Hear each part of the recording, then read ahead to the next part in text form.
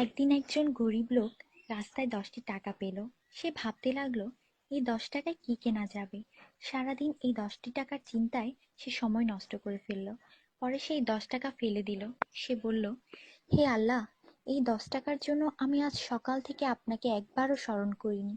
সেই সব লোক আপনাকে কিভাবে স্মরণ করে যাদের লাখ টাকা আছে? আল্লাহ সুদ হারাম করে দিয়েছেন, আমরা ব্যাংক বানিয়েছি। আল্লাহ জীবনকে সীমিত করেছেন, আমরা ঘড়ি বানিয়েছি। আল্লাহ পর্দার হুকুম দিয়েছেন, আমরা টিভি, ডিভিডি, ডিশ দিয়ে বেহায়ামি সর্বসাধারণের জন্য করে দিয়েছি। আল্লাহ বলেন, কোরআনে তোমাদের সফলতা, আমরা অক্সফোর্ডের বইকে সফলতা বানিয়ে নিয়েছি।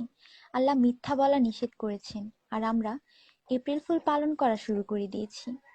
আল্লাহ বৃদ্ধ বয়সে মা বাবার সেবা করতে বলেছেন, আমরা বৃদ্ধাশ্রম বানিয়ে ফেলেছি।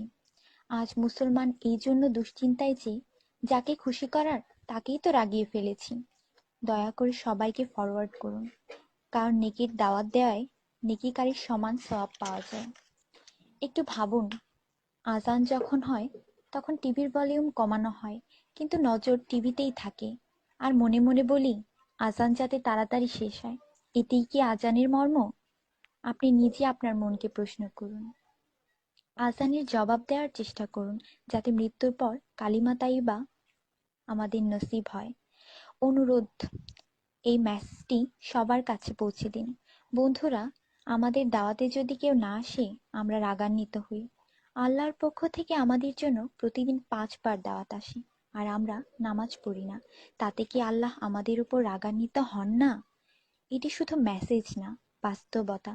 দয়া করে নামাজ আদায় করুন এবং অন্যকেও উৎসাহিত করুন।